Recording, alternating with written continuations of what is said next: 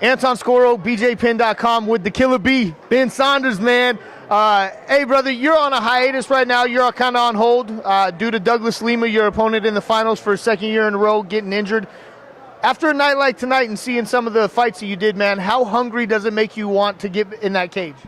Man, I was like, right when they play the beginning knockouts to get everybody pumped up for the main card, I was already ready to go, man. I'm in shape. I'm healthy. It's very unfortunate. There's going to be a long training camp for me now because I started in November.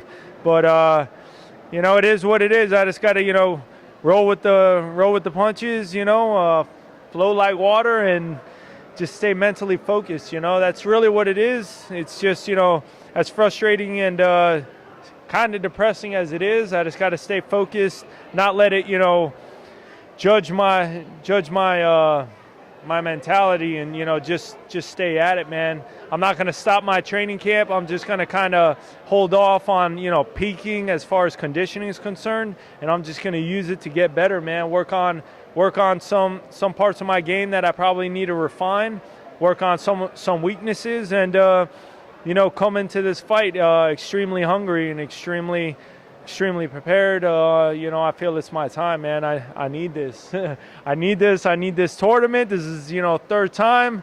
I'm over it. I want to win this, and then, I want to strap around my waist, man. I want that belt. And, Ben, this almost could be looked as kind of like a blessing in disguise, because there's no question in my mind that when the tournament format came out this year that it was going to be you and Douglas again. I think you guys are the two best in the weight class, aside from the champ. Do you think that it could be a blessing in disguise because now Douglas is injured? Obviously, he's having to take some time off from doing certain things, and it just gives you a longer time to get ready. I mean, maybe.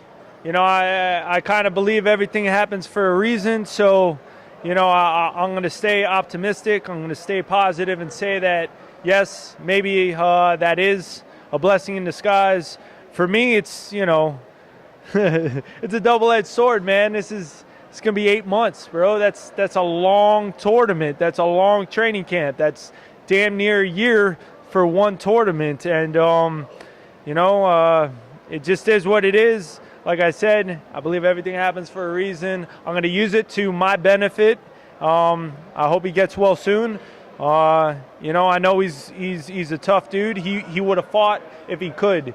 It's just it's a roll of the dice. I said in every every interview leading into every tournament, they're like, so are you going to look at the fights and go into there knowing you have potentially 3 fights or have to fight in another month? And I'm like, man, you can't look at it that way. I could go out there and I could knock the dude out in, a minute with a head kick, but, break my foot and I won't be able to continue. That's just the name of the game. He went out there, he did his job too. We both went out there into this tournament. We did our job, we did it well. Unfortunately, he broke his hand going against Baker, and yeah, maybe it is just, a blessing in disguise. I don't know. I guess that comes down to how that fight turns out come 5 months from now.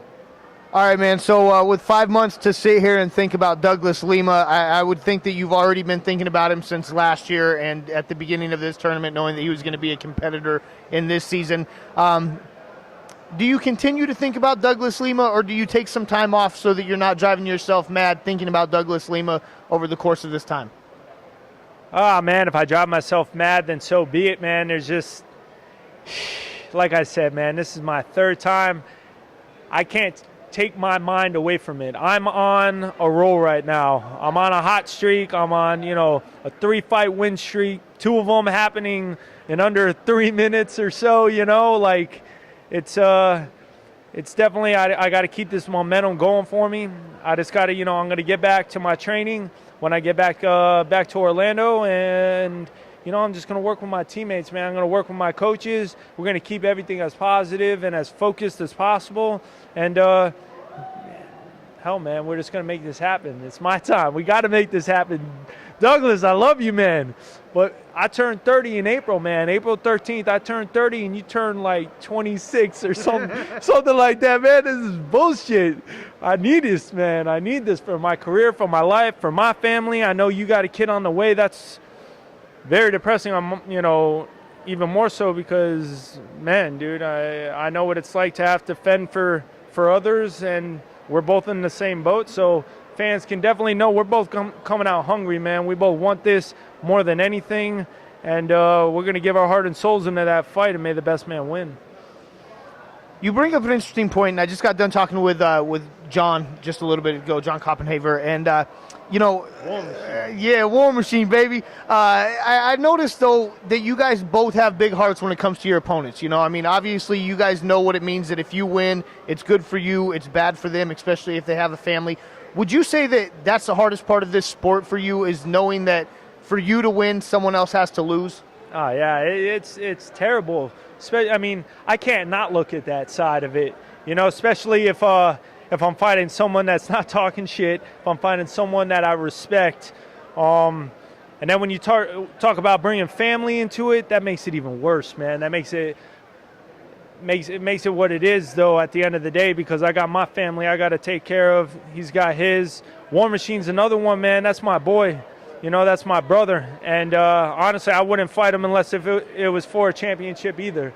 So whether it was a Bellator Finals championship match, just like Douglas Lima, both of them, man, I wouldn't fight unless it was for a championship fight. We got too much riding on this, and to crush someone's dreams is just, it's a horrible experience. It's not something to really celebrate afterwards. And but it's business, man. It's business, and at the end of the day, it's a paycheck. All right, man. So last question before I let you go. Is this the best Killer Bee that we've seen? I'd have to say, man, the evolution, it's coming. This is Ben Saunders, Killer Bee 2.0, if you will. Coming into this thing hungry, man. I've had a lot of experiences with my wins, my losses, and just in general.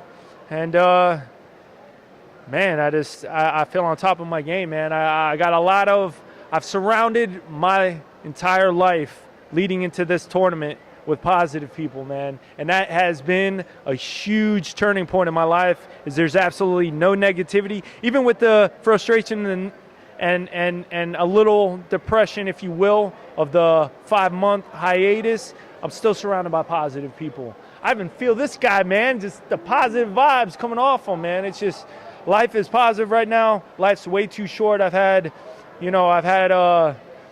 some people, get sick, pass away within the past year or two. Hell, man, even some famous people like Raymond Decker, man, one of the best, if not the best in the world, man, at what he does, having a heart attack, riding his bicycle, man, having a heart attack. Life is way too short. I don't know when my time's going to happen, but I got to make sure while I'm here on this planet, while I'm here now, I'm putting everything into my legacy, man, trying to be a future legend. You guys heard it right here, man. It's Anton Skoro, BJPin.com, and the man who could sting you, the Killer Bee.